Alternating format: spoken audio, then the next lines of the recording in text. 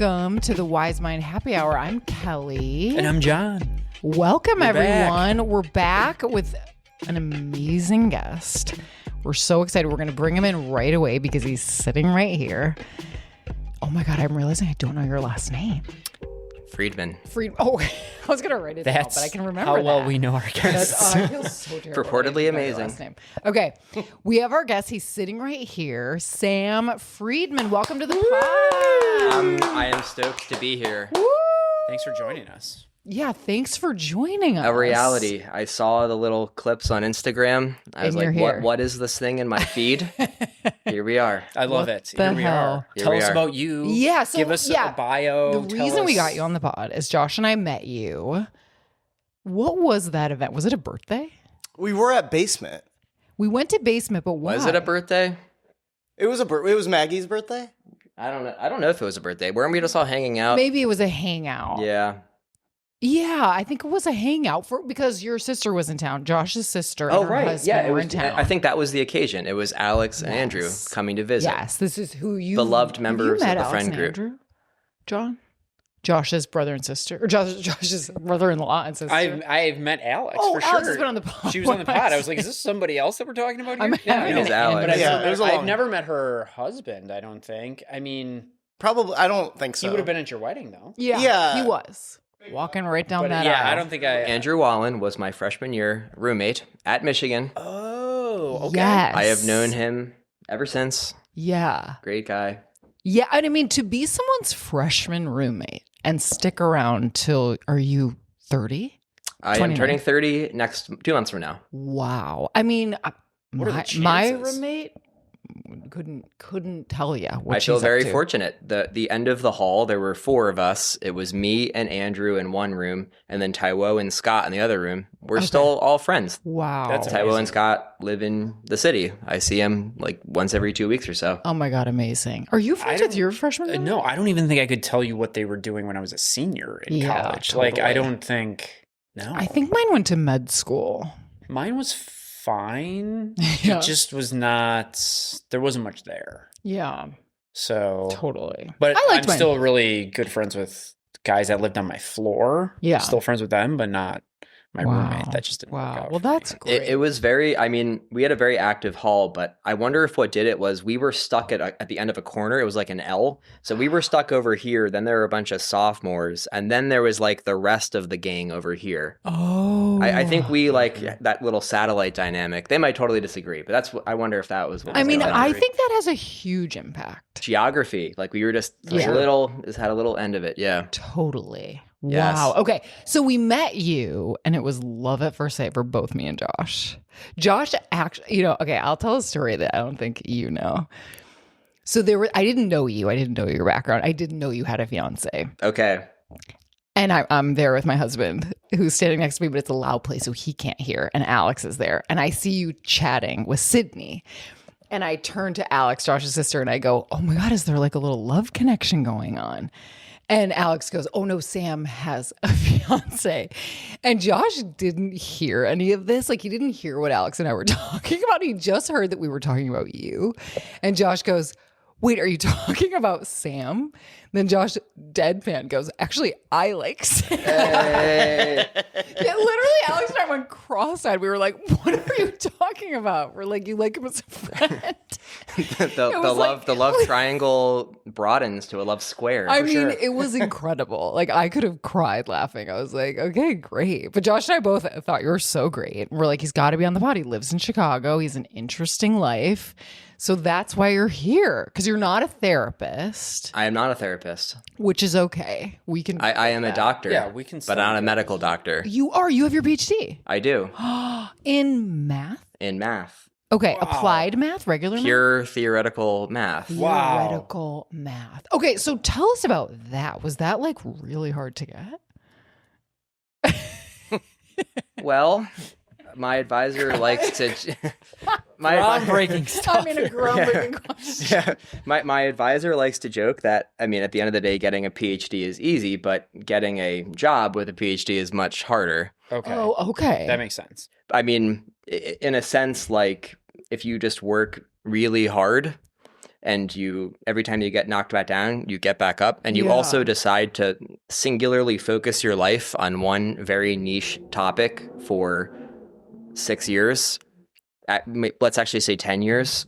Then you can probably get a PhD. Okay. I'm doing my thing. I have a job. I mean, I work at a university. Right. And you're at UFC. Yes, I am. Wow. In my second year there as a postdoc. Okay. I'm Congratulations. realizing, congrats. That's so impressive. It's great there. I really love it. You do. Yeah, it's a really cool place. I get to meet like the most amazing people and just learn like every day. I just learn so much, and just Wow. even just like walking to get coffee with people, it's just like amazing what they know.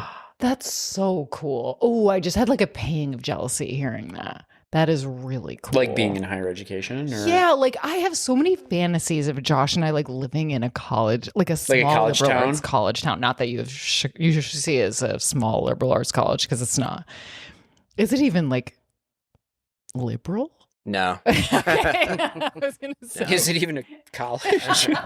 I did my PhD at Brown. It's markedly different. Oh, well, okay. there you go. Wow. Brown is warm and fuzzy. Yeah. I mean, of course, it's a serious institution, but everyone is very friendly there, and the people at Chicago are friendly in their own way. But I think it's people that are there to do research. Is it kind of by and large. cutthroat? U of C a little bit more? Cutthroat's not the right word. I would say it's kind of austere. Like I'm in this Yeah. building that's been there for like we're in these sort of fortresses. Like it's kind of the Gothic Definitely architecture. Gothic, yeah. Yeah. It's like kind of cold. Like people joke around. I have good friends that are my colleagues are good friends and everything like that. But it feels like when you're there, you're kind of working.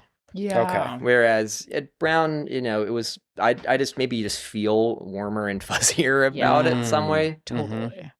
It was a little less serious, maybe a little less formal. Yeah. Okay. Mhm. People are still that doing math, but tracks. yeah. Yeah.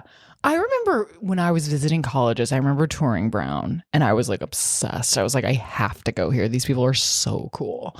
And of course I didn't get in, but I definitely was really like charmed by it. And Chicago they're not trying to really charm you. I don't know. I mean, Chicago, I think the people are quirky. I have really bright students, really hardworking Yeah. students. Oh Like, yeah. but I wouldn't say they're like Hufflepuffs. I mean, some of them are. I mean, they do the whole big Yeah. scavenger hunt, scav or whatever like that. But at Brown, like, I think the people are more counterculture, like just the way they Yeah. dress. Like, Brown is close to RISD, the art school. Yeah, yes. Providence is just weird. It's like everyone's just like a little weirder, a little Weird. more alternative. Yeah. Whereas Chicago's like, it's economics, like very stately. Yeah. And at least in the math department, like I was in today, I basically was just in my office. Like Yeah. I hit the farmer's fridge like I normally do twice a week because it's right around the corner from my office. And I'm eating my salad, like, doing my thing. Got it. Yeah. But that just might be a postdoc versus grad student. Like it's just different. This is really a job that I have, whereas PhD Yeah. was more education Okay. plus labor. Yeah. I'm curious too about going from the culture of like Michigan to Brown to Chicago. That's so interesting because Michigan's so different. Yeah, we can even start earlier. Like I grew up in a very like sheltered, pretty well off suburb. Like I was A very suburb of Philadelphia, Philadelphia. let's okay. say. What suburb? My wife's from Philadelphia. Oh wow, Bucks County. Oh, okay. My wife grew up in Center City, so I mean, she was like a city kid, but she went to Friends Central. And, Oh, okay. But yeah, interesting. All right. Yeah, no, my dad is local to the area. My mom's from Cherry Hill, New Jersey, which is right over the river. Yes, my father-in-law lives in Cherry Hill. Okay, right on. Wow. A lot of Jewish people in that area. Yeah, for sure. For sure. But Shout out. Yeah.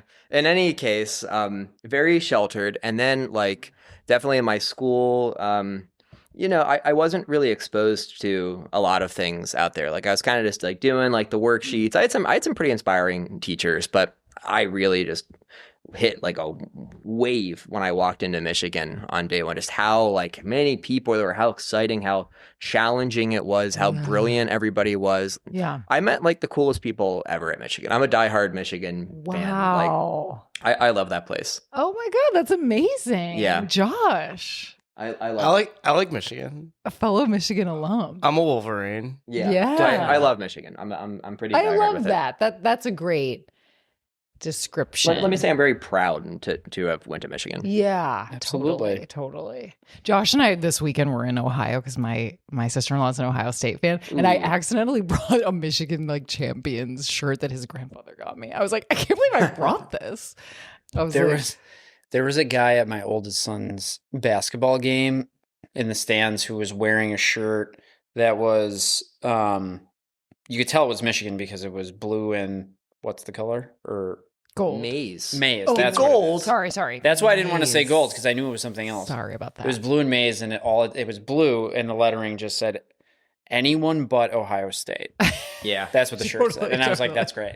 I like Yeah. that. I love that. I don't take like that rivalry like that far. I mean, because Ohio State has some really good programs. Like, yeah, sure. Sure. They're, but I mean, the football team is a different. I can hate them. yeah. Without any worry. It's all Absolutely. good, clean fun. Yeah. Definitely. Yeah. Okay. Wow. So I have like a million questions. We're going to talk to you eventually about your wise mind and like how you find it. And I'm also curious if math like plays into that in any way. Absolutely. It does. Okay. It is yeah. the- What brought you to math? What brought me to math? I mean, I liked a lot of things in school, but math, I could get on a soapbox for a long time about this, but math education in most places in this country is very much like, here's a recipe, follow the recipe. Whoever can follow it like the most docile way, who like keeps their head down, just sort of like follows the rules and does the procedures, doesn't ask questions, Yeah. doesn't really care about what it's good for or why we're doing it. They're going to be like considered the best at it. There's no creativity. I don't think many people think there's Yeah. creativity when it comes to math. I mean, math. Yeah. you're kind of just like copying like what you see. It's Okay. like the maybe it's like the round 2 in Great British Bake Off or something like that. Yeah. So What is that? Like the physical challenge? What do they Yeah, call right, it? exactly. Yeah. Or it's like something technical. it's not like round 3. Like that's what math Yeah. is really like. Yes. But you don't know that. But I was pretty good at it until I wasn't. I mean, I had this teacher in 11th grade, Miss Gooding, who was always like, she was saying I wasn't doing it right because I wasn't. Like she was actually calling me on the little details and was like pushing me like, she didn't really say this. Everyone thought she was kind of a hard ass, but she was actually a fantastic teacher. She was like, she pushed me to really put my nose in and really think critically about what I was doing because, Yeah. I mean, I think it's very natural. You do something until you're not good at it anymore and then you just want to quit. Like we're all kids on the inside. I quit Totally. soccer after a year. Yeah. I just went into my parents crying and I think my mom folded or something like that. Yeah, totally. But I didn't quit at this. I distinctly remember studying my ass off for this one quiz. I took the quiz and I didn't even get 100. And I was like shell shocked because I worked as hard as I possibly could. Yeah. And I still fucked it up. Are you allowed to swear on this thing? Oh, yeah. Okay. All We'll the time. leave it in. All the time. Anyway, though, I distinctly remember I bumped into her at like by the bathroom and she showed me my quiz and she was like, it turns out I had a typo on the last question, so it was unsolvable. So I actually did master it. And that was just a really like life-changing moment. Just it You showed just me. like dropped to your knees crying. I was like, this is a sign from the universe because I worked Yeah. hard, I enjoyed it as I was doing it, and I saw success. And that's all anybody can ask out of life. Totally. To work hard. I love stay hungry, stay foolish. I mean, Steve Jobs' famous mantra. And Stay hungry, stay foolish. I never heard that. I love that. And I think math really encourages you to be very humble and open-minded and Yeah. gracious and inquisitive. And it's nice when you can see success following your efforts. And math has Right. been all those things for me. So I was just instantly hooked at that point. That's great. Yeah, I mean, this is, it hits very close to home right now for me because my oldest son is in 5th grade and math's been a struggle for him this year. And he has a teacher who's very, let's just say not the warmest. And they're teaching him advanced 6th grade math, but nobody ever asked us about it as parents. Like the school just thinks that that's right and what they should be learning. But it is, it's all, and there doesn't seem to be much positivity in it. My oldest son in a lot of ways is like an effort guy, and he doesn't get a lot of like grades for the effort. He gets graded by whether it's right or wrong, right? The result. And so I feel like math, at least in this season of his life, is kind of turning a little bit in his view of it, which I hate to kind of see. And I think it's salvageable, and actually, one of my questions for you was, do math teachers get a bad rap? Because I think sometimes, and I even had an experience with just like a really harsh, it's either right or it's not, like that type of thing. And that kind of turned me off.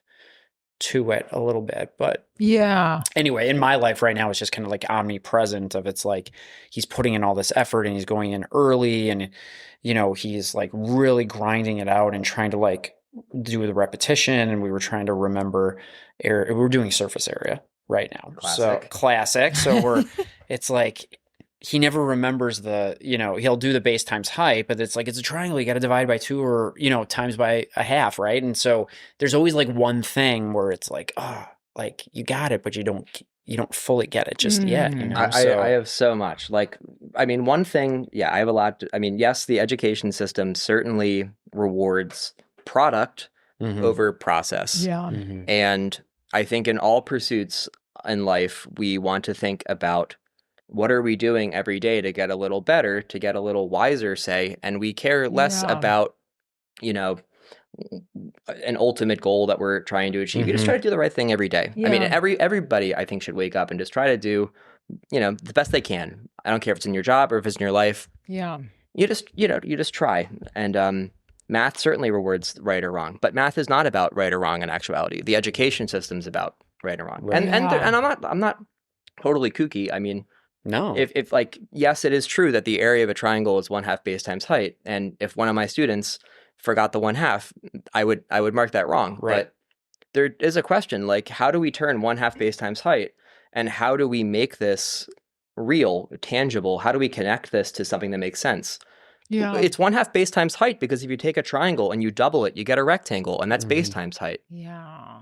We make every math formula, every math concept, you can just come back to it with all these different ways, and you can see it as so visceral. Yeah. And sometimes you don't. I mean, there are things in my research that I come back to time and time and time again. People are telling me new things about circles. I mean, I'm teaching this class. I mean, I'm learning new things about pi. I mean, you always come back, you always learn something new when you go back around again. So I never sneeze at any math concept, but when you're first in it, it could feel very much like this is yours, and I'm just going through the motions, and and if I don't understand why I'm doing it, I mean, some people's brains just can't do things blindly. They need to know why. Yeah, I think which is a I'm human, like which is a good thing. Yeah. Absolutely. Yeah. And maybe the teachers, either can't, or maybe they're expressing it in a way that your child isn't picking. I mean, it's hard with education. Sometimes you need to people need individualized attention, but they can't get it if there's 30 kids and it's just teach to the average. For sure. Being a teacher is very, very difficult at that level. I could never do it. Yeah. 30 people who need individualized attention with very different individual needs. One person can't possibly meet them all. Yeah, no, and totally. I appreciate the perspective of like math is creative, right? And math is could it be? It's not the math necessarily as it's the way that maybe it's just packaged, right? Yeah. And that, and that is all about process versus the outcome of just getting the right answer. Exactly. Yeah. So what is math? What is the limit of math? I mean, I think it's very reasonable to argue many things which we would not think of as math are mathematical in nature.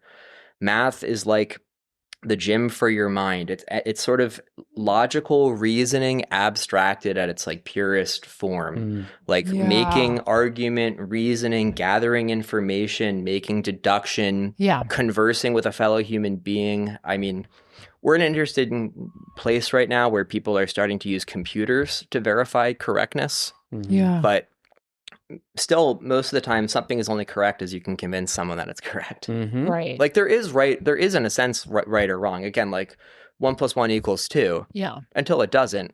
I mean, 1 + 1 could equal 0 in some contexts in the field with 2 elements.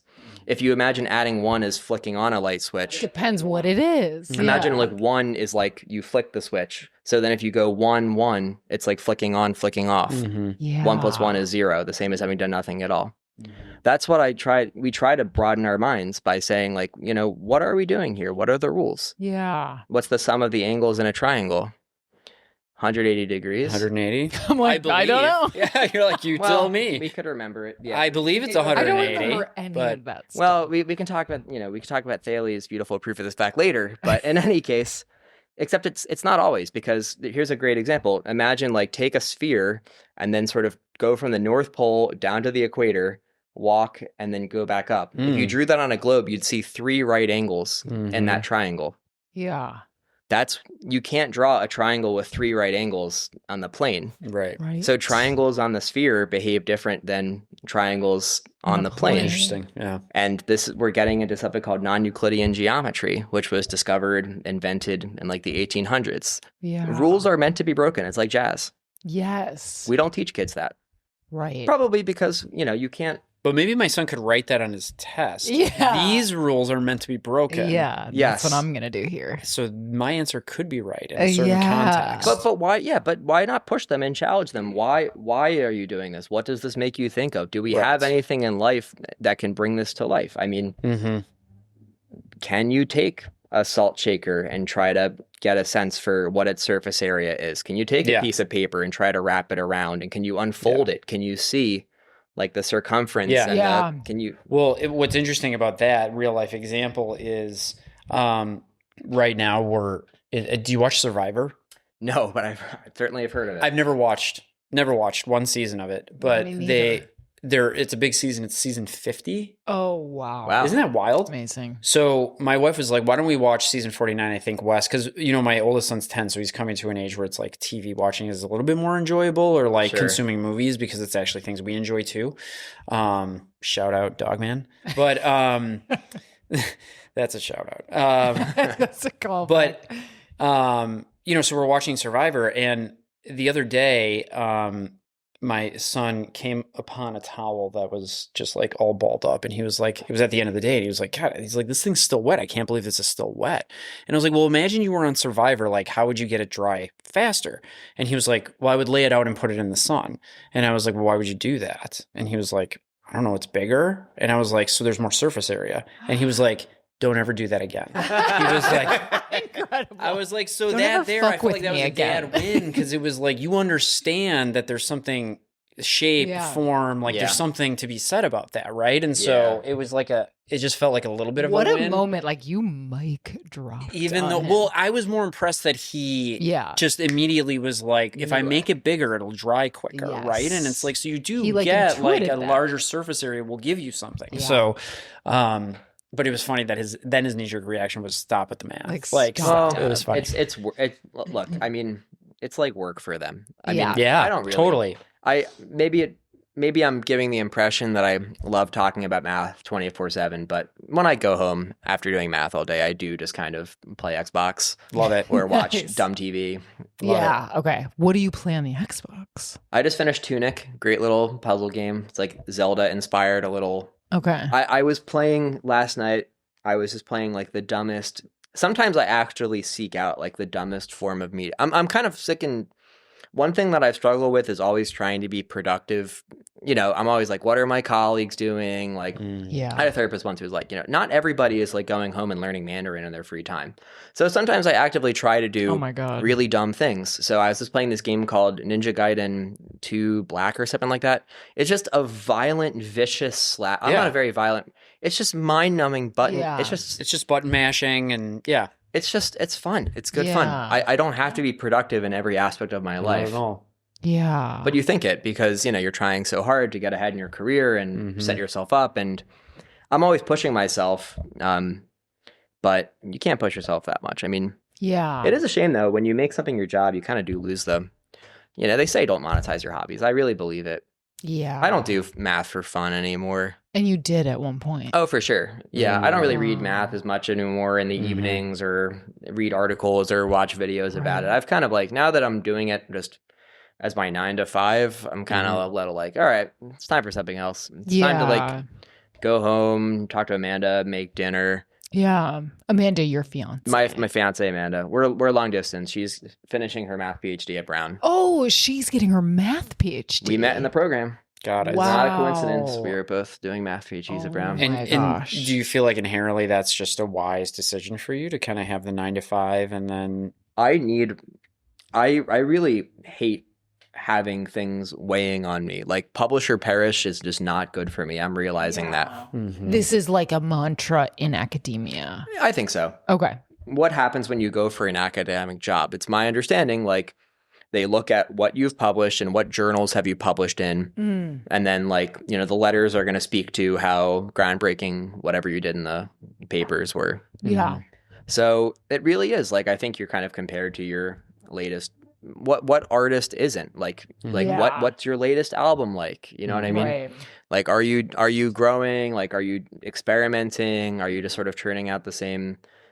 I'm sure if like mathematicians listen to this, they completely disagree with me, but I really do see it as like you have to keep coming up with stuff. Like, Yeah. I personally want each of my papers to be like a little better than the one before. That better is so loaded. Who decides what's better? Right, Who what decides is what's good? better? You might love a show. I might not like it. I mean, Yeah. if someone makes Survivor, like, are they a good artist? I mean, That is such an interesting question in what we do.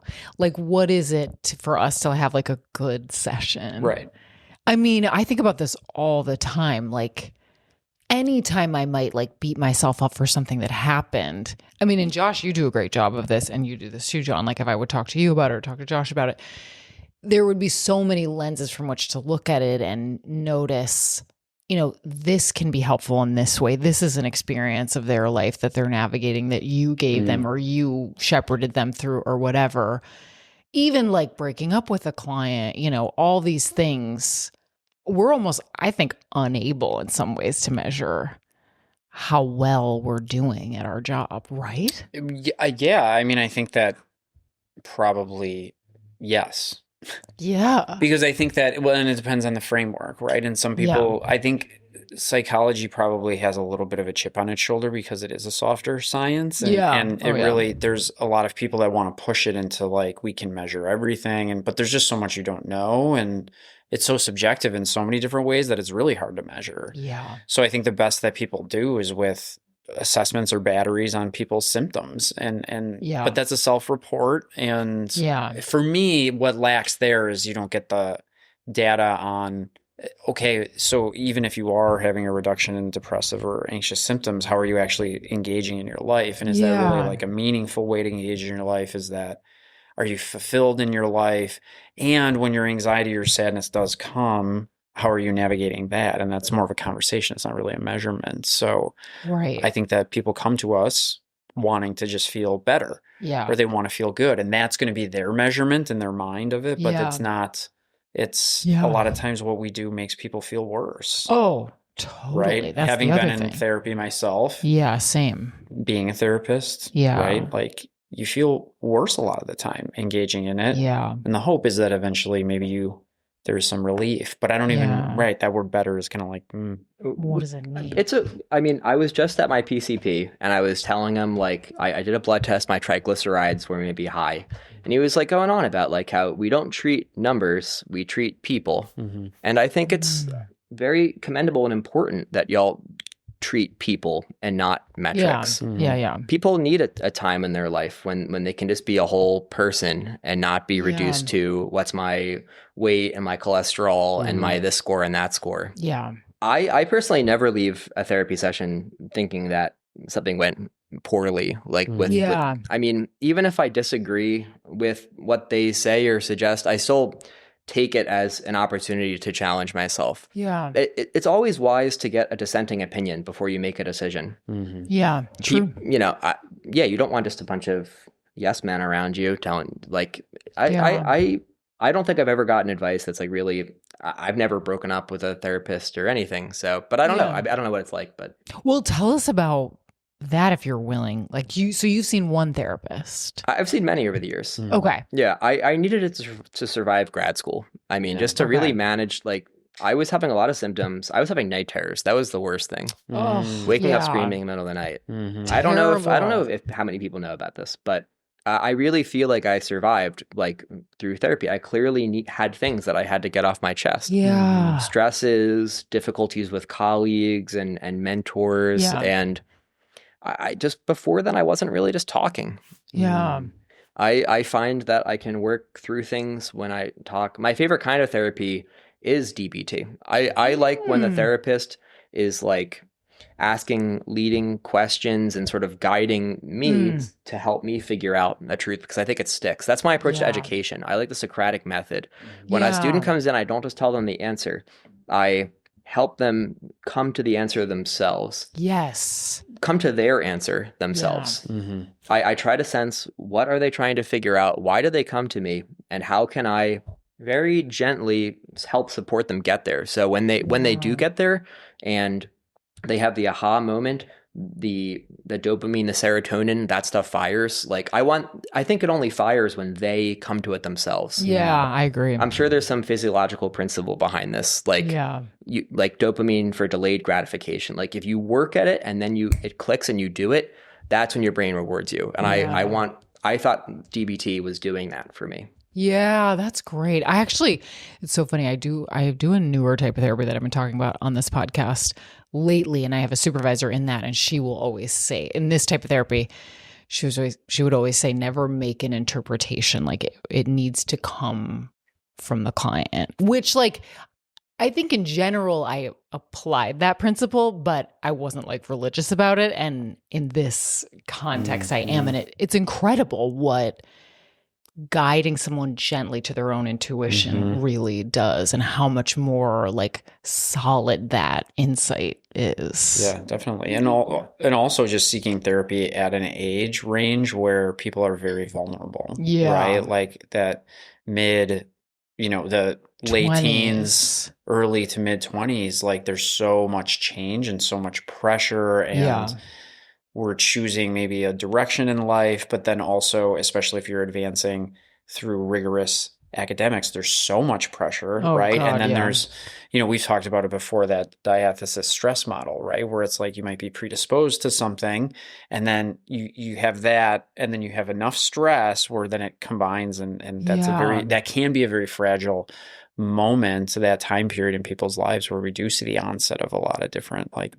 mental health struggles. That is exactly what happened to me. Like, as I said, I grew up in a very cushy, safe environment. And I went from being the person who was among the best at math in my grade to being among the worst. Like, I was failing tests. I was doing very poorly. I wish I had done therapy in undergrad, but the CAPS when I went wasn't actually that helpful, because I realized there's different types of therapy. I didn't really know that, but in grad, I wish I had that advantage in undergrad. I mean, to work through some things to help ease some of the pressure and the stress, get some healthier habits, sort of deal with this real change. I mean, maybe there was some stuff late in there that just sort of came out when all this the huge stress that college is. Yeah, totally. But we can't go back and change the past. I'm very thankful that I, figured out what I need when I did. I mean, I think it led me to doing a successful PhD. If I continued to sort of struggle in silence, I mean, I don't know if I would have finished the program. Yeah. You can't, with willpower alone, you can't sometimes get it done. Yeah, totally. Well, if you're willing to speak to it, did you talk about wise mind in your therapy or that concept? I've never heard of the phrase wise mind. Got it. But I would love to know your...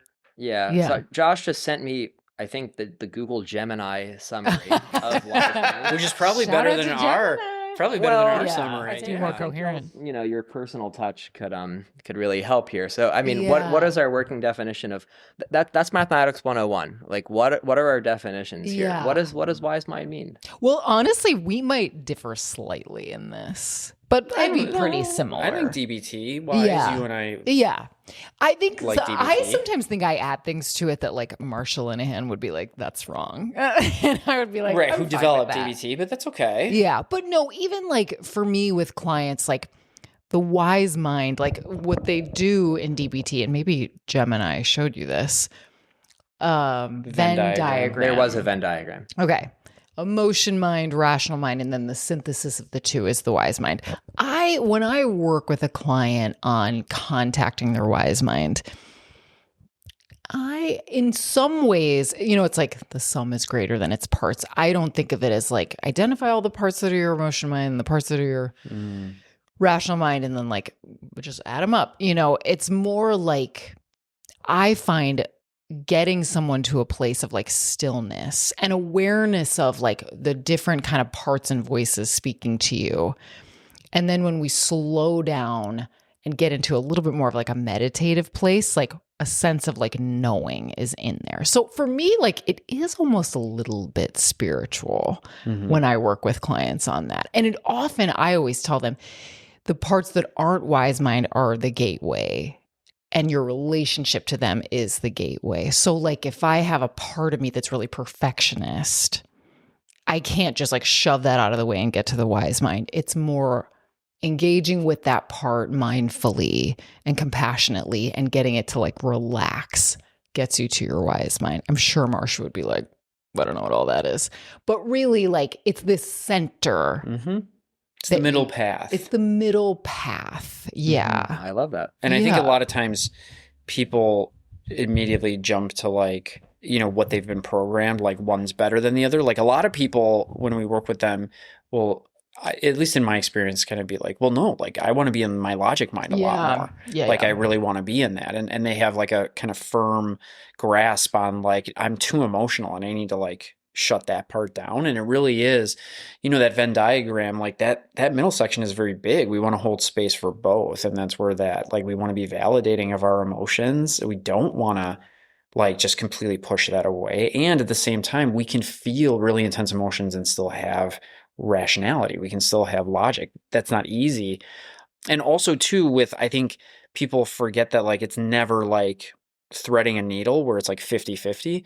We can be much more in a rational mind and still be accessing our emotions, or we can be in a state of maybe more flow with our emotions and not completely lose control and be impulsive. Right? For sure. Not having balance. I mean, it's everything in moderation, including moderation. Yeah. And why would you ignore perfectionism when it comes to your door? I mean, I think acknowledging how you're feeling, how you're thinking, like you have to, that's how we come to accept ourselves. That's the gift.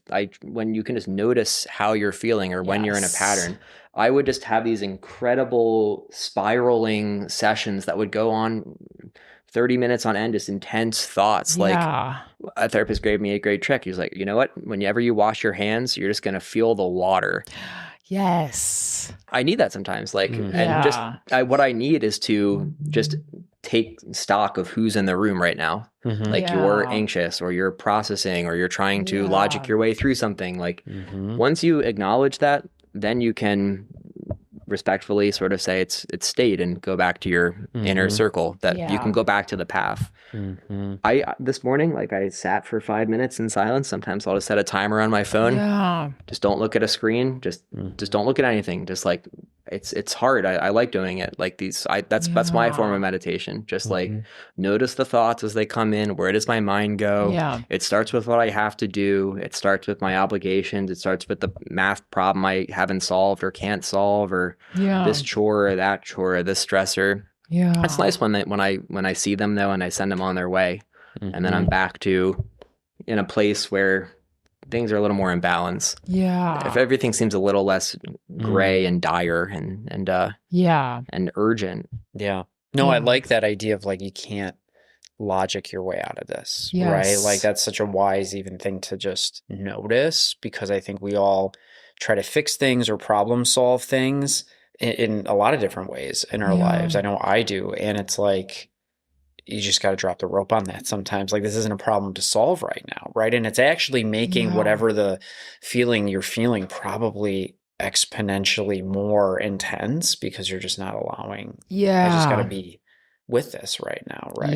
And I bet that applies so much like to math itself in your career. You know, like meaning like the willpower and the efforting towards something versus like spaciousness of not knowing is where knowing comes. Like really allowing yourself to be adrift and not fighting that is where like deep and profound knowing comes up. I wonder if that like that is 1,000% true. Grothendieck, one of the most visionary minds of mathematics in the 20th century, maybe ever, like his analogy for mathematical understanding was like a walnut or a chestnut, where you submerge it into water and you like just over time gradually wear it down until it just sort of reveals itself to you. You can't just like sort of sit at like a heavy boulder and just try the same exact thing just to lift it up. Like we have a finite amount of strength. Typically, like the path up the mountain is not the one that you're trying to forge. You need to step back a little bit. Like you can still solve the problem, but you need to sort of take a breath, take stock. How are you feeling? Are you hungry? Are you tired? Are you frustrated? Are you wasting your time? Are you spinning your gears? there's, get a meal, watch some TV, a new idea will come, inspiration will strike. You'll have some new insight. Yeah. But you won't if you're just in like a panic spiral. That's not how ingenuity or creativity or insight, I don't think that's where that comes from. Right. It's interesting because with the way you speak, there's so many skills that are embedded there, like eating and things like that, like emotional regulation skills, or like the PLEASE acronym from a DBT perspective, or the water on the hands, that's grounding or self-soothing, Exactly. right? Or the tip, right? So even just in, informal conversation, there's like so many wise skills embedded in that help us to maintain maybe a level of wisdom where we're not swinging so heavily into either that emotion, if we're thinking of that pendulum, that emotion, or that very, very rational place. You would think math is all in the rational side, but nope, math is very much found in the balance. Totally. It's funny. I was even thinking the stepping back, like, I don't know what you think, Josh, but like, I even find like when we have conflict, like the only way we really ever like get through is when we like step back and look at like, what are the fucked up things either of us are doing in this conflict? Do you think? Take 5. Take 5. Well, that's what we do now. We take 5. I was just telling my student that today. Like, it's fun when you have the privilege to be a teacher. Like, you can sit back and watch somebody tunnel visioning. You can say, hey, let's zoom out a bit. What are we doing? What do we know to be true? What are we trying to do? Why is the thing that we're doing not working? My student, he just kept saying like, because n equals 1, and he was trying to do this thing, he was failing. Maybe he was beating himself up. Maybe the pressure that his parents and grandparents are putting on him was getting to him. But I was like, hey, n is not equal 1 in this context. N equals 0. Like, it's not some character flaw, which is why you're not solving this. It's because you don't have the right information. And of course he solved it when we correct that one little parameter. You can't beat yourself up. I mean, of course I'm not perfect. I still do beat myself up. I mean, but at least I know that I'm beating myself up. The knowing. Isn't that such a, though, also too, like I imagine a gratifying moment to be able to model for someone, like, okay, let's drop this for a sec and just kind of like, I know what that's like, and I'm noticing what's coming up. Like, let's just take a step back here, right? For sure. Okay, so tell us about how therapy has affected like the other parts of your life, not necessarily math or your career. What have you noticed? I think it's really important for balance. I mean, my career does monopolize a lot of my mind, but also my like relationships, like I mean, my relationship with friends, but I'm thinking about my romantic relationship. I mean, there's a lot of stresses and pressures with this wedding, and I've never been married before. I mean, there's a lot of stuff going on in life, you know what I mean? Like navigating these situations with Amanda, and it's good to bounce things off people. It's good to say, we were fighting about this thing, and like try to come to understand. I find that I understand her perspective a lot better when someone else talks me through it. It's good to have a third party. Totally. A neutral observer. I love just being able to just get everything off my mind, like fully honestly in therapy, because I know that person's not going to go and have a stake in it. They're impartial. If they're doing their job right. Definitely. And instead of shouting it out into the void, like I mean, I guess these days you could just put it in AI or something like that, but I think there's still a human touch. No, we start crying. The AI therapist. No, I know. AI, I have tried it before. It's not nearly as good as the human stuff. Shout that on the mountaintops. Then. Please. We could still be spread that around.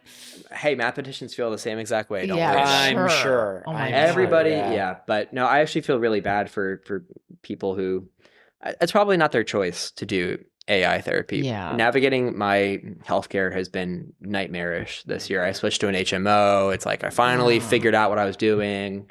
Like one of my therapists became out of network. It took forever to find someone in network. It's just like, it's really, it's a completely innocuous system. So I could understand why someone would turn to. And it's probably not all bad, but it's probably not no absolutes. Yeah, Mhm. totally. You cannot Mhm. replace, just another human A person. human listening to you. being. Yeah. So, okay. You're in a long distance relationship and planning a wedding. Yes. Okay. We're both married, John and I. I've been married for less than a year. Mazel And tov. spoiler, Yeah. thank you. Spoiler Mazel alert, tov. it's the best. I told Josh today, I said to Josh today, I go, I love you more than anything in the world. And he goes, I love you more than so many things. And I was like, but not everything. He's like walked away. I was like, oh my God, Josh I is a little love nervous right now. it. What? Why are you nervous, man? Oh, am I nervous? No, he's not. It would have been He better if doesn't you just obsess would have with him. said, "That's nice." Yeah. He basically did later. And then I had to like reassurance Zeke. I was like, you love me the same exact way that I love you. He was like, yes. Wait, what did you keep saying? I said, do you love me? Same thing. Yeah. And then you're like staring at him in bed in the middle of the night. Don't You you love just me love though, me? right? Yeah. You No, love me I that think much. I think marriage is like, for me, the fucking greatest thing. It's so hard, but it's so wonderful and worth it. I think it's fun. Yeah. Yeah, It is. I could imagine it's fun. I It's could. hard. I think some of the best advice I ever got was you have to work at it every day. Yeah, Yeah. And some days you're not going to work at it. And that is hard, right? That's hard to accept. But I think that getting complacent is not where I find the most fulfillment. It's where I have to Yeah. really like show up for my partner and keep that at the forefront while also, showing up for myself. But it is work and it's like so fulfilling. I mean, this person that you're just sharing your life and all these experiences with. And then, for my personal life of throwing in 2 kids, it's like you share Yeah. all these moments that are just like, they seem small maybe in the moment, but that's like, you don't share them with anybody else. It's like, that's your partner. Feels like a real So, privilege. like, Yeah. honestly, just Yes. I feel very gracious to Amanda just to get to have someone to Yeah. text to share the good news with. I got yes. an internship of some kind today. I called her first. Woo! Congratulations. Thank you. It's just but then you do have to show up when she's not having a great day or when Yeah. you are having an argument or disagreement. Yeah. And I sometimes get into bad thinking, like, oh, I mean, maybe I should be doing X right now, but my relationship is an incredibly important part of my life. It deserves time Yeah. and attention every single day. Yeah. So, okay. I mean, I'm curious about like your wise mind and a long distance relationship. Like, what do you make of that? How do you find your wise mind in that? I'm not the best at it. I think that's one area where I really do have to work at developing wise mind. Yeah. I get disappointed and a little saddened that, I mean, I go home to an empty apartment most of the time. Mhm. And we talk on FaceTime every single night. Like that is a Yeah. rule of our relationship, but it's not the same. I mean, Yeah. I miss the like physical touch. I Yeah. mean, that really has a profound impact, I think. yeah. We do try to see each other very frequently, but when you're talking to somebody behind a screen, I find it harder to get that emotional. Yeah. Sure. I mean, of course, I love her and I'm very loyal to her and dedicated, but it's just, I mean, when are we on Zoom most of the time or it's like for work purposes, like Yeah. it just feels a little impersonal. So Yeah. I find myself not in that path. Mhm. Totally. Yeah. And it's harder to hash things out sometimes. Like there's some things that like communication, things get mistranslated Yep. or Yeah. you don't really know what's going on with the person. Like it's just, we're actually getting married and having a whole extra year of long distance on top. Oh boy. Wow. Wow. Not ideal, but we're but gonna you're do doing it. it. You're gonna do it. You're yeah. doing it. And it's like life takes you where it takes you. Yeah, Exactly. and moreover, we're gonna do it one day at a time. Right. Yeah. I just gotta get through tonight. I mean, Mhm. after this, Yeah. I'm gonna go home and we're gonna talk about it. And I want to Yeah. hear about her day, and I want to hear how making pizza Hamantaschen was with Oh, her Oh friends. wow. Is that what she did? I saw a picture. They look very good. Oh, Nice. what's Hamantaschen? I know I'm familiar with They're little triangle shaped pastries Oh, nice. Okay. filled with fruit or jelly. Josh gave me a blank look. Do you know? Yeah, I'm just the third. I'm the third to talk. I try to only talk to fill the blanks or when I'm directly addressed. Yeah. For rhythmic reasons as the editor. That would be it's like a base triangle. times height. Yeah. Oh, that the mathematics of, or the optimal ratio of fruit Right. filling to pastry. Times. No, it's because the bad guy in the Purim story, Purim is like Jewish Halloween. The bad guy wore this like tri-cornered hat. Okay. Mm. So I guess we're eating his hat for. Okay. I don't know if the eating the hat has anything to do with it, but yes, that's the But shtick. that's the shtick. Okay. So wait, oh, you were saying that you were going to chat with her. Yeah, I want to hear about how that went, and For like sure. we want to touch base. Like I know, but we've actually it's been good. Like all sometimes is we'll be on the phone together while we're doing individual things, and like that's kind of nice. Mm-hmm. But yeah, at the end of a very long day, it's just kind of nice just to like sit next to someone, like eat leftovers, watch a show, and Yeah. Totally. we'll sync up TV like at the same time, and we'll Yeah. be But it's like nobody liked COVID, nobody liked long distance, like Yeah. nobody liked the social distancing. And it's like Right. mandated social distance from the person where you're supposed to be, really closest with like two souls, Yeah. all that kind of stuff. I Yeah. mean, sitting with someone is like, there's nothing better. The best. It's like sitting with my kids, sitting with my wife. Like, it's just like you're sitting, right? Yes. And it's Yeah. just like, that they're there, and it just that connective tissue without having to say anything. And yeah. And how many Yeah. times are we sitting next to somebody and not appreciating it? Right. Yeah. All the time. True. Right. Very true. Josh and I talk a lot about like we actually kind of have the opposite issue where we like sometimes we think about it and we're like we probably spend too much time together. Like in the same, very close quarters. Some of our conflict, we're like, we need to like mindfully like get the fuck away from each other and just like Yeah. let each other, like we're probably just a little sick of each other. There's at some this wisdom moment. there. Oh and, yeah. And you I know. like say that with like immediately kind of wanting to take it back, but I know it is the wisdom. What do you think? Oh, totally. Yeah, sometimes we just need to take 5. Yeah. Or Sometimes take we a need to day. take 55. Yeah. Yeah. Because we're together a lot. It's like 20s, it's like a lot of people aren't yet having kids and like Right. going inside their homes never to come out again. Yeah. And like we're at the Until age their where kids like are in college. people are not like that night we went out to basement. I mean, I was shocked I was still standing because it's like we don't do that anymore. Like I did that in my 20s all the time, every weekend. But like now we go out to dinner. Like that's what you do. You like have drinks and dinner, right? Which are I don't great. go out to dinner. Yeah. I like drinks. I don't go out to dinner. That's you don't go to definitely dinner. not- Oh, no. I I was looking so forward to last week where, Sarah and I looked at each other and we were just like, God, this is great. Like Friday, we don't have anything to do. And it's like sometimes when you didn't have anything to do before you had kids, you were like, let's go out, let's like catch a movie or this and that. And it was like, we cannot just wait to come home and just be like homebodies Yeah. because it's like we're taking our kids here. There's so much shit. There's just all of these things. And it's like that is never, or even when our kids, like when we take our kids like to my parents' house or they're away for a few days, it's so interesting people's reactions because a lot of times people that don't, even people who do have kids, but people who don't have kids will immediately be like, well, what are you guys going to do?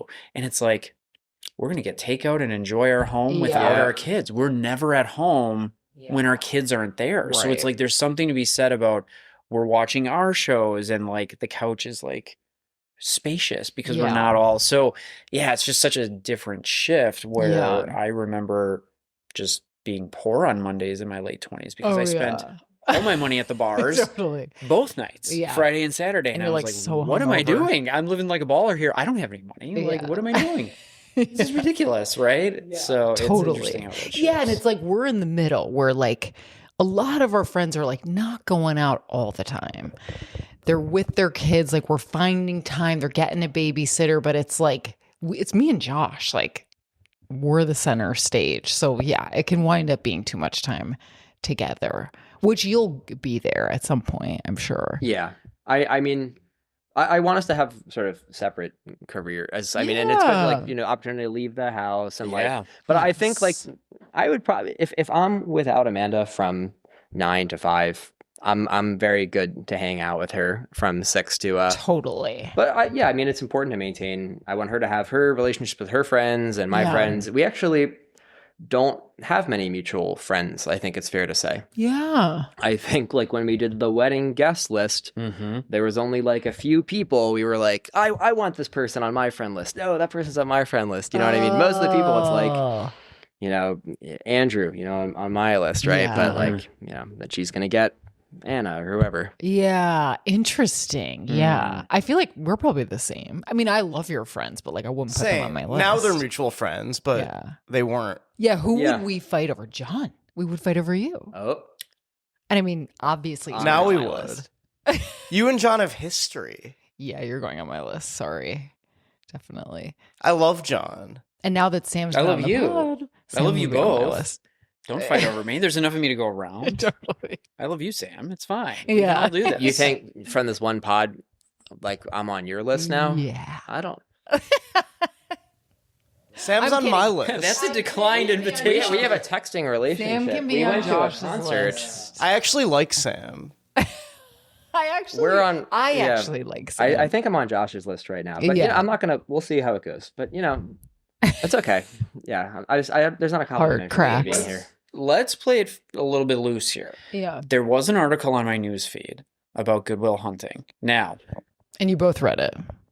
it's You a skimmed movie. it. I didn't read Goodwill Hunting. No, I I'm mean the kidding. article. I did not read the article, but basically, for people who haven't seen it, which how have you not I seen mean, it? if you haven't seen that Probably, movie, I'm right? sorry. That's your own fault. The article was maybe talking to the thing that mathematicians hate most about it. Is that what it was? And I was interested to read it. I just didn't get to. So I want to know some like myths or some math things that you're just like, this is preposterous. The math is just garbage. Like The math in the Oh, it movie is is? garbage. the math is garbage. It's so Wait, believable. I didn't even really realize there was actual math. Like, I guess I missed. Like, I know that's the idea. But that's the thing. He's just like doing things, and I believed it. I completely Not having a bought it. mathematical mind, I believed it. the things that Will is doing like are sort of pedestrian like elementary exercises that Really? basically anybody in the class could do it. And also like the way that they set up the mythos of mathematics is like the lone genius. It's basically everything we don't want the public to think about mathematics. Like So it's just playing into tropes and yes, very tired tropes about genius, which Yeah. I think are kind of BS. harmful and BS, right? Yeah. But the gravest offense is the mathematics. I mean, how accurate is the therapy? How accurate is Robin Williams? Because I look up to him. My I feel God, we've inspired talked by about this, him. actually. yeah. I Yeah. mean, I think it's a pretty. Again, it's a film, right? And so it's probably like a little bit overdone in certain ways, but I actually think there's a lot of good nuggets in there. Totally. I think, you know, it's funny that we're talking about this because I had a professor, my abnormal child psych professor, had a bee in his bonnet about that, the therapy in that movie. And he was like, therapy is not just, I'm spitting as I'm saying it, therapy is not just, it's not your fault. It's not your fault. It's not your fault. And I remember, I mean, I was young. I was in college. So of course I'm just like writing this down. Like, that's not what it is.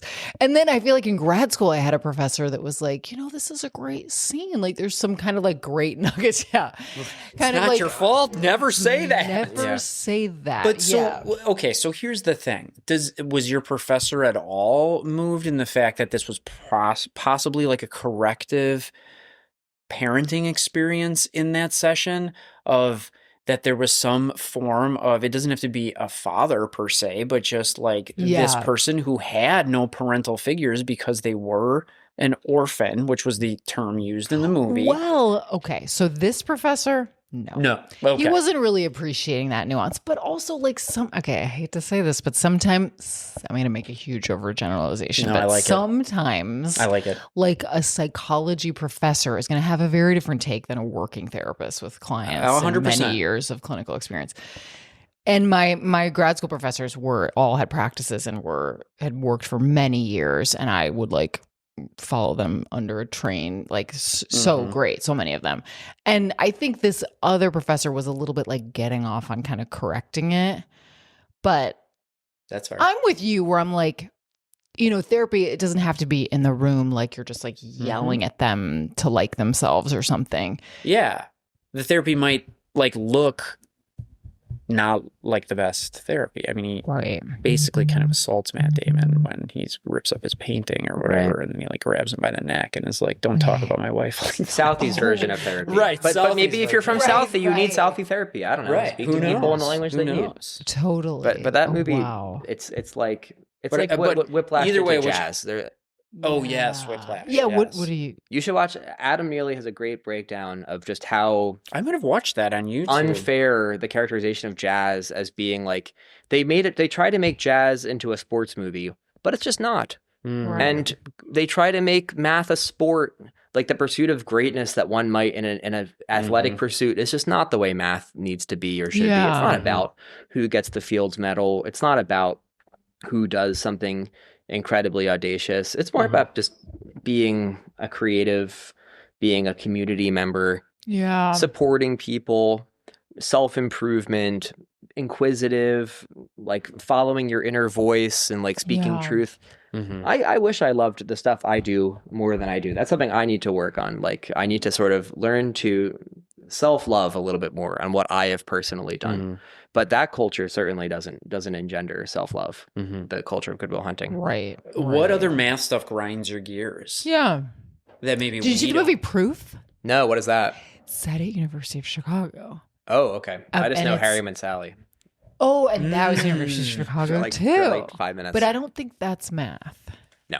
Okay. That had nothing to do with anything. It's that- yeah. No, not math. What so, is- what is Proof about? is, I mean, talk about, this is one of Gwyneth Paltrow's best roles. Her dad is Anthony Hopkins, and he plays a famous math professor who's losing his memory. Ooh. And she is a math student. I believe she's a student at Northwestern, and her dad is a U Chicago professor. And she ends up like, oh, I don't want to spoil it, but she does some math stuff. Jake Gyllenhaal is also in the movie. It's a really good movie. Have either of you It's got an seen it? amazing cast, so it can't be Right. that bad. No, It's I've never great. seen Proof. It's like, and Gwyneth Paltrow also has like shaky mental health in the movie, so people don't like believe her, especially because she's a woman. There's like gendered pieces of like, could she have done this, or did she steal stuff from her dad? He's losing his memory, Yeah. like whatever. And then Jake Gyllenhaal's another student, and they kind of have like a dalliance, but he also is like obsessed with the dad a little bit. I think it's a great movie. Is there a wait? What? Because so I know this is based on a real person, but Yeah. now not that movie. But I'm thinking of A Beautiful Mind. So is there a writing this down? It's Yeah. not your fault. Beautiful Mind is the semi Of John Nash, That's right? correct. Who is a genius mathematician? Yeah. I mean, Is there a trope of mental illness in math? Is I that mean, a? Is I don't. that I like personally don't know of really any mathematicians who had like a mental breakdown. Yeah. I think. But is that something that people are like thirsty for, or is that like Yeah. a gripping thing of someone who is Yes. kind of like the depressed writer or artist? It is It's like, it is a motif. It is a trope. Like Yeah. the tortured genius, Yeah. like pursuing the secrets of the Tortured. universe, sort of isolative. Yes, that's very- right. Yeah. Yeah. But I think most of the pathology I see among my colleagues is just undiagnosed manic depressiveness. Okay.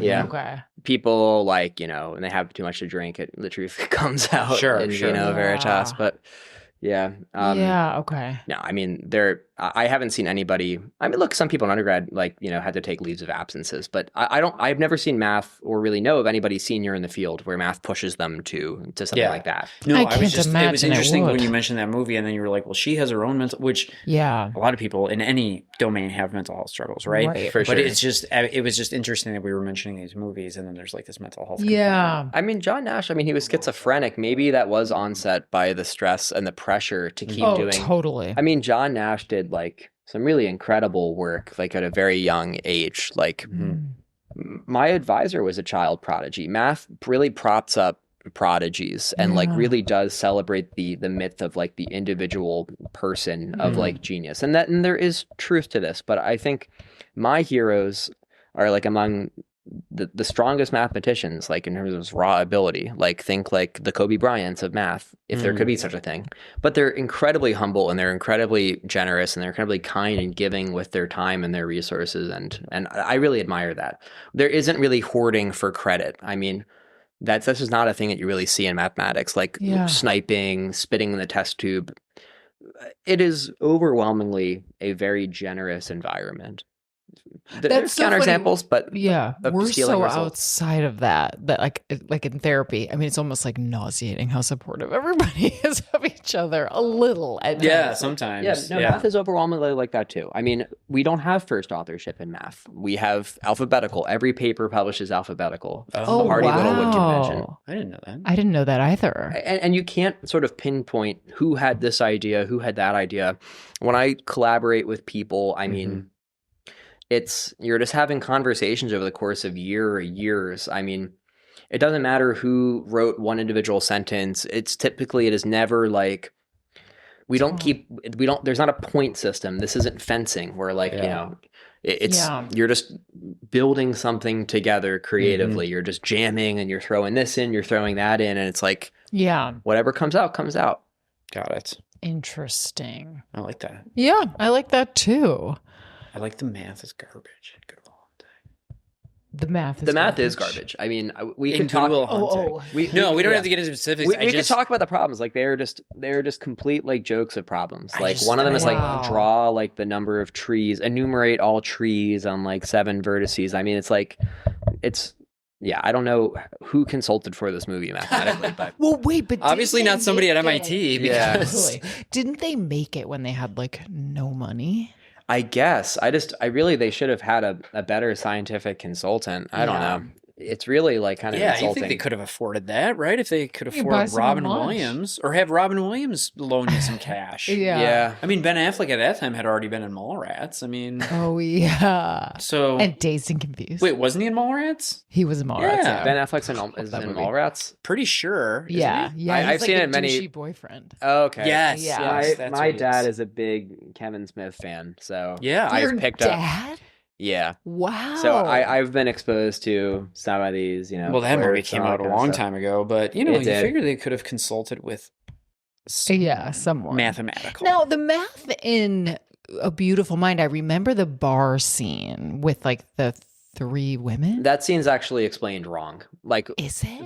that scene is not an example of a Nash equilibrium. But Oh, math and movies. We should do a whole podcast on this. I do not think the women in the bars example is actually.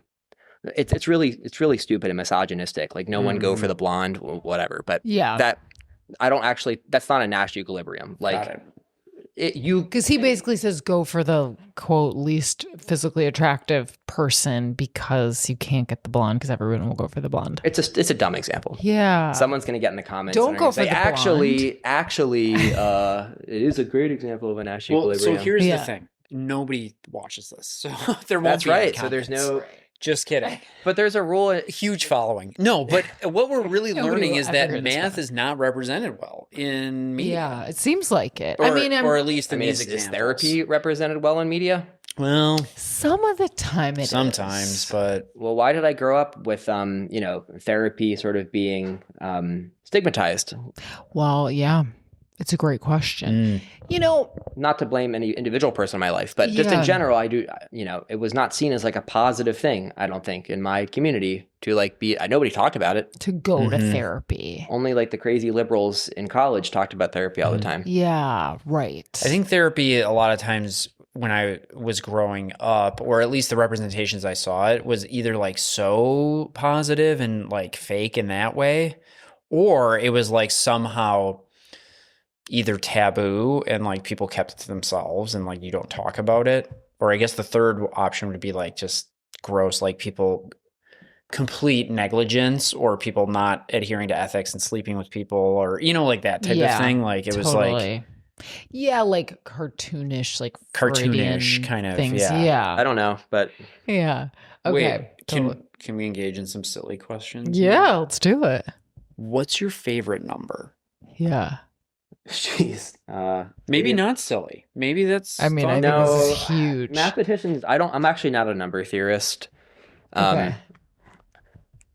31 was a number that was important in undergrad. Was it 31? Okay. Was that like your basketball number? I was just going to ask. I was like, if you played a sport, what would your number be? Would it be 31? Well, that wasn't special to me. It was special to my whole class. Like basically this one professor, Stephen DeBacker, teach this one sequence at Michigan, and every iteration of the sequence gets their own prime number. So I was 31, which is who knows what prime that is. 10th prime, 11th prime. Your favorite number has to be a prime number. No. Why? Because it's Someone said only that to us divisible once. by No. one in itself? Is that what a prime number is? That is what a prime number is. Perfect. 2, 3, 5, 7. Is 2 the only even number that's a prime number? That's right, because an even number by definition is divisible by 2. Right. So 2 is the lonely evenest prime. Wow. 2's a great number. I mean, that's I do a like candidate.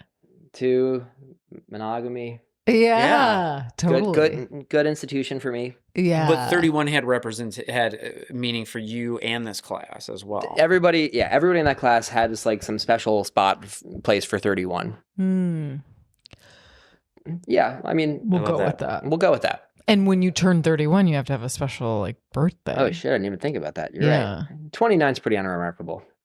29 is unremarkable. 29 is one of the worst ages there is. Not because the time is bad, although mine kind of was, but I think 29, it's like you're not quite 30, but like you kind of feel 30. Yeah, I know. I can't say I'm 30, but I am 30. But there is a joke in math, which like if you think of the most unremarkable number, it suddenly becomes remarkable.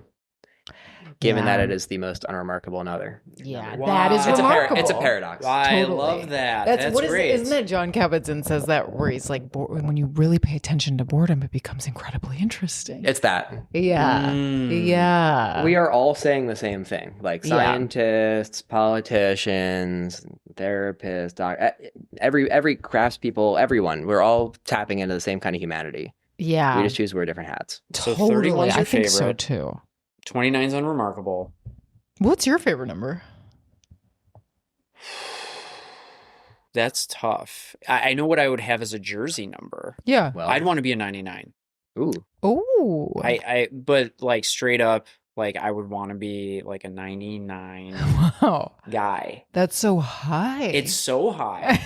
Nobody's higher than you. It feels uncomfortable. To It's me. uncomfortably high, especially in like a basketball team where everybody's in the. It's uncomfortably high. It's like nobody's above 50 usually. Yeah. You know, but I like a random like high number. When I was a kid though, for a jersey, and you can't go higher. You know, you can't be 100. you really can't. So it's like this is great. I'm like right on the edge. Wow. So that would be my if you jersey. had I like 100 on your jersey, everyone would be like, so that's like a novelty jersey. It's not a What real I do jersey. like though, and I noticed a couple seasons ago, the Indiana Pacers had 2 players.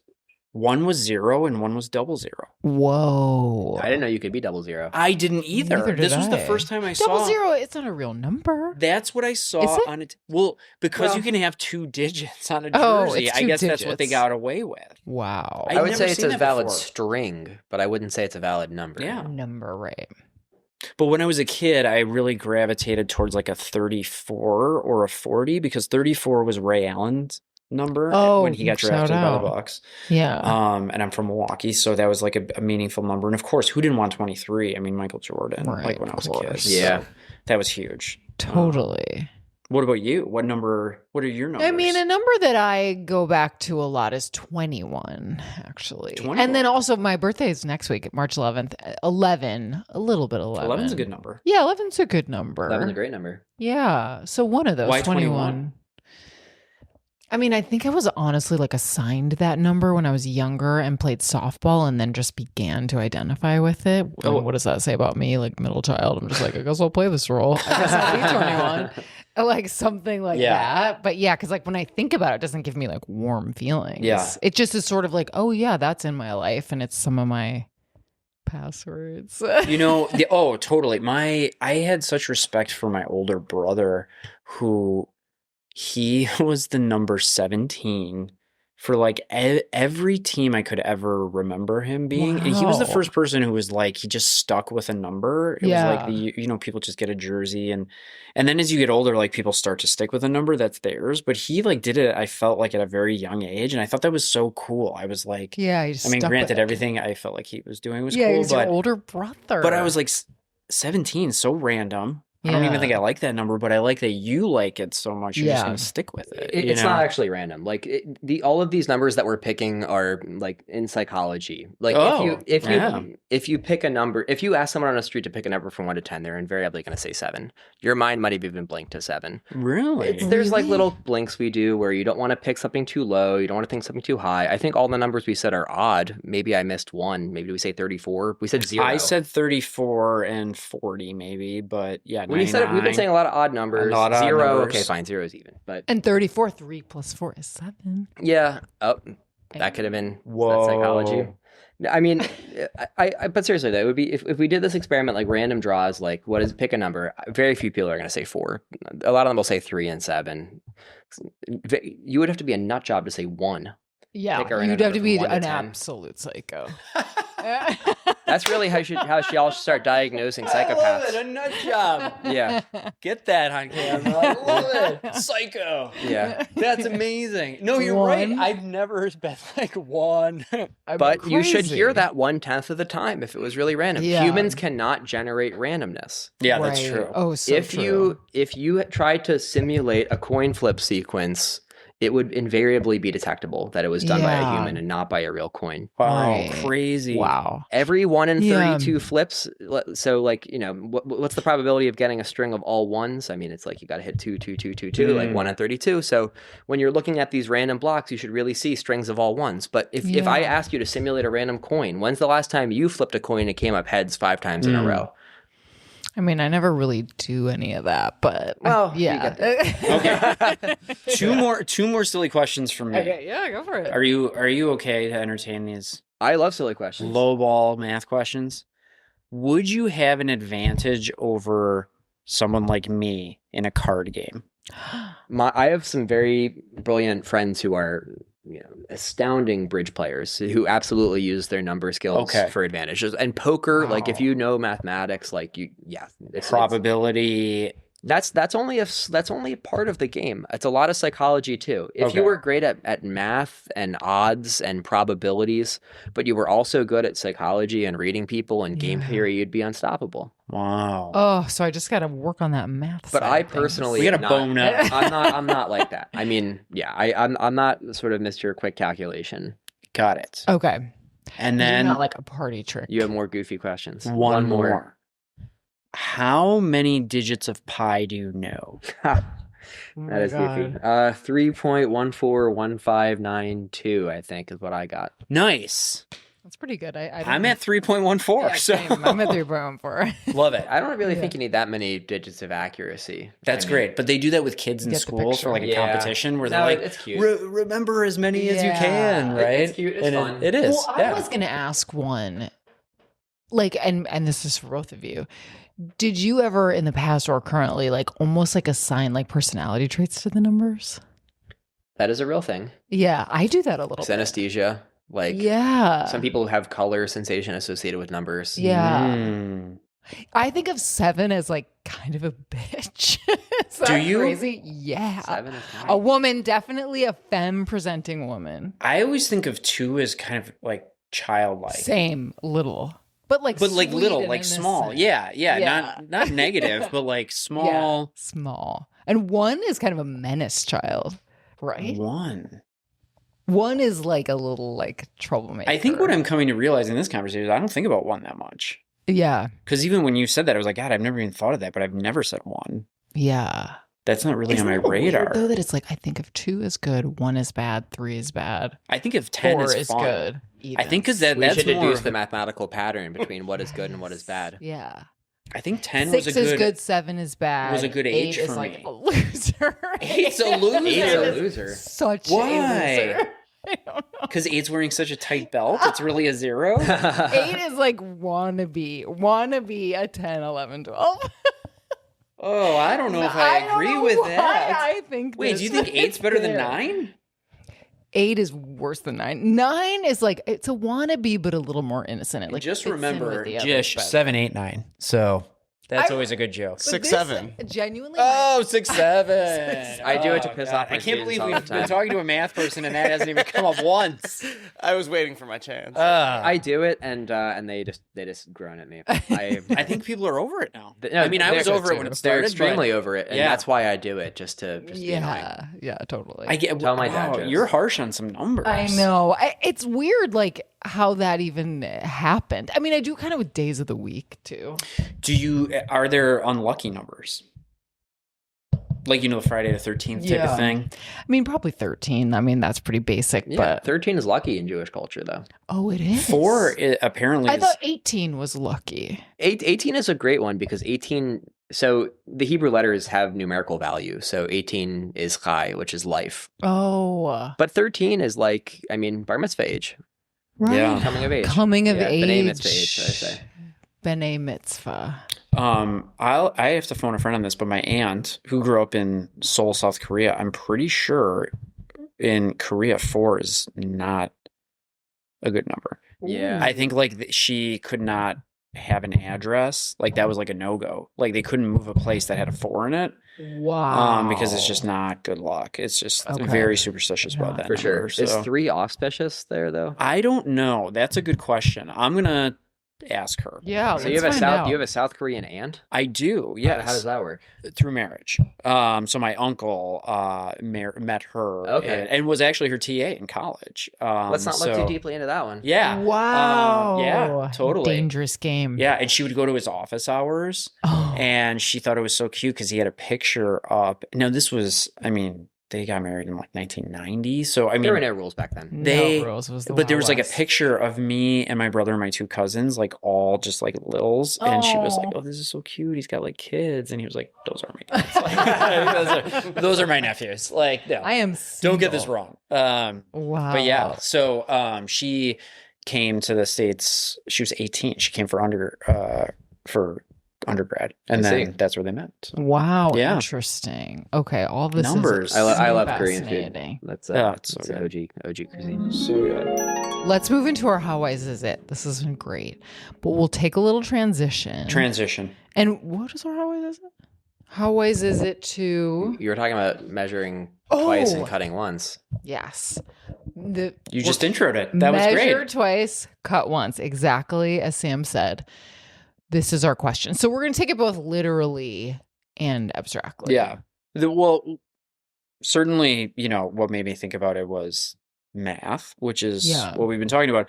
But it was also like, I just remember it so vividly of my grandfather telling me it when I was all growing up and being a Yeah. child. And he was a guy who worked with his hands, and I just feel like guys of his generation just knew how to do everything. Yeah, and he was totally. one of those guys, and he was extremely patient, almost to a fault where my grandma would get mad at him that he wasn't doing projects fast enough. But he was so insistent on like, you have to be very careful and you have to Yeah. be like intentional. And so it was kind of like, that was the catchphrase, was always like, dude, well, John, you sure you're going to do that? You're going to help me with this? Like, measure Yeah. twice, cut once, no matter what we were doing. We could be digging a hole. And it was like, Measure twice. take a step back here. Is that where you want to dig? Measure twice and then start digging. Wow. So So you think it's wise? I think that it takes a little spontaneity out of things sometimes Yeah, if you sure. subscribe to it ultimately. Yeah. And I think sometimes it takes away from like that initial maybe intuition of things. If you really like are like, well, maybe like, Well, yeah, we almost have to define measure. well, Right? it's not definable, but yeah, what does it mean? well, we can't define patient? but let's go do it. Let's do it. That's what this podcast Yeah, is. this We don't know, podcast but we're going to is. talk about it for 2 hours. well, because like if you're measuring like where to put up a picture, Sure. you can get accurate. Yeah. But on that. I let a picture sit on my floor for Yeah. 10 months because I was Right. too afraid to commit. Yeah. Really? I mean, yeah, Okay. I think measure twice, cut once is a little intimidating. Yeah. Cut, I mean, it's very like you can't, You can't put it back together. and that's a Yeah. very scary thing. Yeah. And maybe to measure, I mean, it's good to get it right, but I think the permanence of putting up the picture and not having it be straight in the correct position scared me until a friend came over and was just like, all right, knock this off. We're just going to put this thing on the wall. Yeah. Hold up. And you know what? We didn't do it perfectly. There's a big hole in my wall now, but you can't see it because the picture's up. Worry about that later. Yeah. And it looks great. I'm I very love that. grateful that it's on the wall now. Yeah, it's not perfect, and that's okay. Yeah. Yeah. Yeah. So I think we don't put that in there enough at the cut. Yeah. The cut is. What is it to cut? Oh, you can't put it. Yeah, a lot of things you can't put it back together. And that's, You know? Yeah. if you get a haircut, I mean, but the hair grows back. I You mean, can't reattach the hair. Oh, I mean, I feel the opposite with things like that, where it's like, jump in with both feet, and if you have a shitty haircut, you'll live. Right? that's, So you're like- that's a virtue in my mind. Cut twice, don't measure. Well, You're you know, like, it's don't like, measure. I turn cut. this to don't measure, just cut. Yeah. yeah. You just go You in know like what's so that? funny? The last time I went to get a haircut, That doesn't seem like you I don't at all. at all. That's so I'm random. like really pretending I'm someone I'm not. But I did Classic. go for a haircut.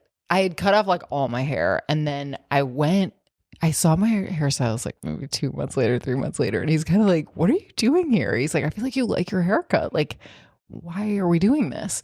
And I was like, "I don't know." I was like, "Maybe we'll just like keep going with like doing different things and maybe like make it more layered." Mm. And he did it. And I was like, this was a huge mistake. And I still feel that way. But I'm also like, what a great life experience to like have a shitty haircut and live and be like, I hate how this looks. I hate how this looks every single day. Can I like hate how I'm my gonna hair get through looks it. and still like love myself and like feel whole? Mhm. And like you've helped me with that because I'll tell you, I'll be like, I have the stupidest haircut on planet Earth. And you're like, stop. You're like, let go. It's not Enough. that bad. Yeah. And it's like, I think in life, it's like, I don't want to be afraid to make a bad decision. So in some ways, I'm glad for this experience and I'll be eager for this to grow out. But Yeah, I think when the measurement becomes the main focus, you might Yeah. not ever cut then. And you might not ever hang the picture. I mean, you brought up the idea of like dating. yeah. So was the measurement giving somebody Well, a what do second you date? guys think? It's giving somebody a Measuring. second chance. It's the biggest problem in this generation, the dating, people being afraid to commit Yeah. because of the seeming abundance that the algorithm provides. But things were better the old way, where you did just sort of, with abandon, date somebody and get to know them and be vulnerable and commit. Yeah. I mean, it's sort of the constant worrying, is this person right? Because you think that there's just another person around the corner, that is just leads us getting shallowness and superficiality in our relationships. Mm-hmm. Do you think it's shallowness? Or part of me wonders if it's deeper, if it's like that like vast array of options, like right out the door lets you avoid anything. This is why I love therapy. Like, I love the push. I love the pushback. You think about it this way? Well, have you thought 'Cause about I that? hear No, what that's you're exactly saying. right. With the shallowness, that's in there, but I wonder sometimes if it's like it gives you more permission to do nothing and be vulnerable in no way. Mm. I think for me, maybe sometimes that would happen. Like, oh, it's like it's always just right out the door. So like I don't have to do it now. Right. And maybe our parents were like, there's not many people out here. Yeah. It's going. Maybe. It's like this is the pool, right? My here. It's neighbor. like mathematical Yeah. theories. So- I mean, for dating that, I mean, you may or may not ascribe to. There's one model where, some people call it the secretary problem, but I actually know like a non-misogynistic name for this. Yeah. But I've heard it as just notice I've heard it that. as the porta potty problem. So imagine you're walking through a line of porta potties at a music festival, Okay. and you have to pick the porta potty that you're going to use. Mhm. And for whatever reason, you can't go back to a porta potty that you reject. Okay. When do you stop moving down the line? When do you just sort of accept a porta potty as Mm. like being like good enough, or like maybe you're ideally looking for the best one? Mhm. Like you might not have seen it, but when do you commit? Mhm. Yeah. Or we say it's explore versus exploit. When do we see, and when do we just cash in on the thing that we really like? You might hear called a multi-armed bandit problem. I mean, it's really tough, but there's maybe some mathematical theories where you sort of say like try to see 40% of the pool and then take the best thing that comes along. Mm. There's assumptions in that model, but that's like Yeah. what some people might say in decision theory. Mhm. I almost think it's like, I guess I would use whatever data I have with the porta potty. Like if someone came out of one and looked like kind of normal, I would maybe go in that Aren't you one. just looking for the one that has the? Well, you can't look in them. You're only looking at the outside. No, I'm just looking for the smallest line. You're going like imagine, I guess in this idealized situation, like you are moving through them, and you have to make a decision with the first one. Am I going to use it, or am I going to hold out for something better? Mm. At what point do you just say, you know what, I made it to the 30th one. It's pretty good. I'm just going to take it. But what if the 30th one is crappy, and if you had only waited for the 35th? That you would have found the most pristine, most beautiful, unused porta potty. Yeah. So the strategy that math might predict under some very rigid assumptions, you do not go into the first 40. Yeah. And then you take the best one out of what has come up so far. So you might miss out on the best one. You might never see something like as great. But you're just that's sort of when you see the field, and then it's the same thing with dating. Like, how many people do you really have to date before you understand yourself and what you're looking for in life? Yeah. Do you need to date 80% of the eligible people in your city before you find like the person who comes along is like, wow, this person is who shares my values and is right for me? I didn't make a logical decision to pick Amanda. Just, Right. It was hard, but. But I bet there are people. Well, I mean, it's almost like Leonardo DiCaprio. It's like, I mean, how many the exact same woman does he have to date? I mean, I guess maybe and he why never do they wants have to be so young. Exactly. Well, they have to be the exact same age until they're not, and then they're done. But doesn't that prove he kind of knows what he wants? I'm just playing devil's advocate here. He actually has and what he chosen... wants is to never really be like challenged in a long-term relationship. That's his porta potty. And that's what he's picking, and that's his right. Right? Totally. And it's kind of weird. Nobody is not saying that. I'm just saying, in his mind, maybe it's and like... we have stuff off pod that we could tell you that's even weirder. He's like, listen, this is my porta potty. Yeah, totally. Yeah. Well, it's like funny. Like, I wonder if there are people, because it's like the measure twice, cut once. Like, I definitely didn't take anything even like that into dating. I mean, I'm a therapist and like always thinking about things in the context of like my relationship with myself. And Josh, you and I have talked about this. Like, to me, like when you're ready, the person is revealed. Like, and I always felt like, okay, if I haven't met my person, this hasn't worked out. It's like, I, in some way, am not yet ready. I do kind of take that spiritual approach. And I felt ready right before I met you. And people around me told me that. Like, I can sense it. I can feel it. And there were things that were close, and then there was you. And never before had I ever met someone that I was so, like, excited about. And even, like, sometimes, like, nervous to see. And also felt so unbelievably comfortable with. I had never had that duality. And I was like, oh, this is it. This is obvious that this is the thing. Because that's what I really want in my life. And that's what I want with myself, like aliveness and excitement and challenge and joy and ease and flow and all this stuff. And I think when I found some of that, you came along and you were there. So how many times did you measure? Well, that's really a great question, because it's like the measuring was probably like in your texting. Because I didn't love the way you texted, or the frequency with which you texted. Ooh, shots The lack of frequency. Yeah. And now knowing you, there were all these like hidden variables. Like, you're incredibly thoughtful with your texts. So you don't just like fire off responses. Like, you think about them. You're also like incredibly dedicated to your work. So you're not going to be texting all day during a work day. You also had a very different sleeping schedule than I did. Almost opposite in some ways. So yeah, there was like all this stuff that like the internet would tell me, like, he doesn't like you. And that wasn't true. Right? But I'd probably sometimes be texting you right when I woke up and you thought I had like waited hours to text Yeah, I you. thought you were like totally making me like suffer. Yeah. Well, I was. So I measured 100,000 times, and there would never be too many times for me to measure. It was just like, for the right person, you can't really do the wrong thing. Right? And the wrong person, you can't do the right thing. We're trained to look for red flags. I mean, we're not trained to push back on things that we perceive as red flags because they might actually be. Like, when's the last time you told maybe we should say this more, but like, yeah, he might just be a very thoughtful texter. Like if he's Yeah. unresponsive, you might probably just jump to, oh, he's just talking to other people or he just doesn't like you that Yeah. much.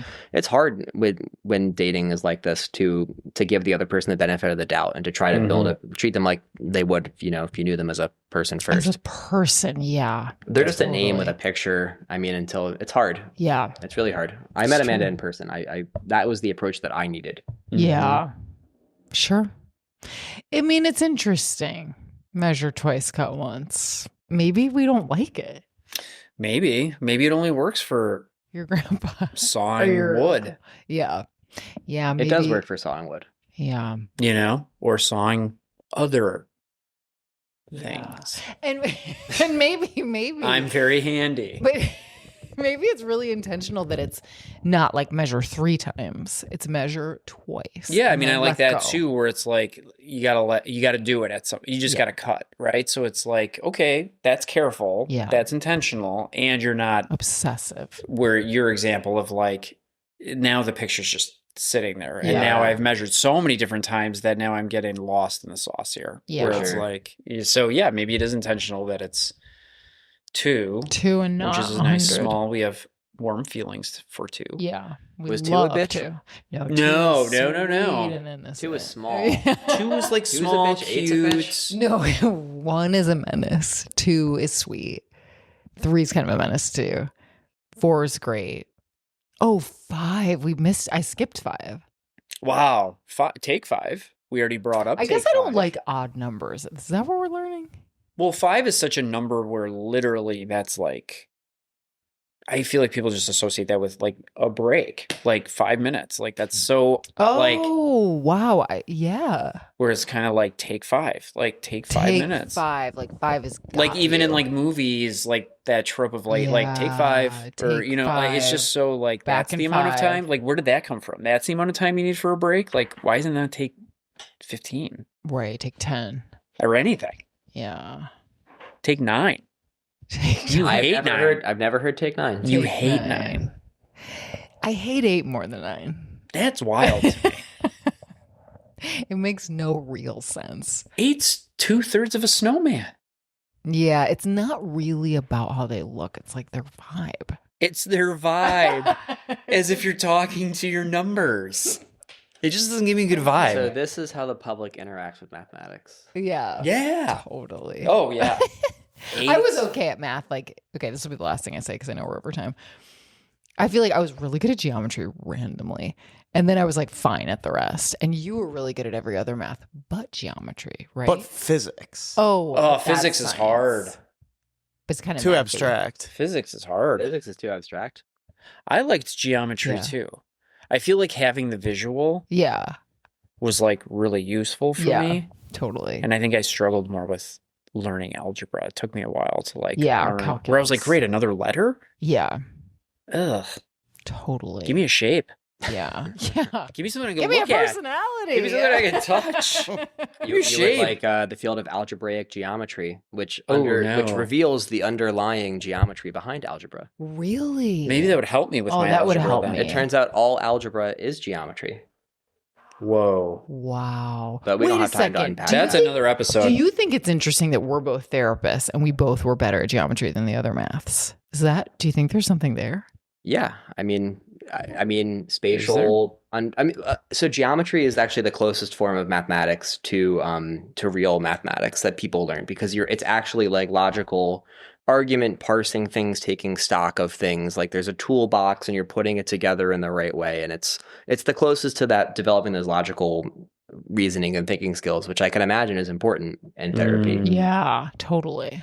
It's the less sort of just instructive, Mhm. just following procedure. Algorithm is like less associated with geometry. Yeah. Oh. Geometry is the most mindful of mathematics in the in L-High education. Wow. Okay, amazing. We'll end on that note, I suppose. Yeah, I mean, where else can we go? We can only go down. Yeah. Because Well, we're at thank the you the so much pinnacle. for was Thank really you. fun. us. This This was was great. so fun. This was awesome. So, okay, do you want to plug anything? Do you want people, if people want to like reach out and ask you questions about math? I would be down for that. I would be down Okay. to have chats. I mean, you can look me up, Sam Freedman. If you just do Sam Freedman math, you should be able to find me. You'll be on there. Wow. Love it. We can chat.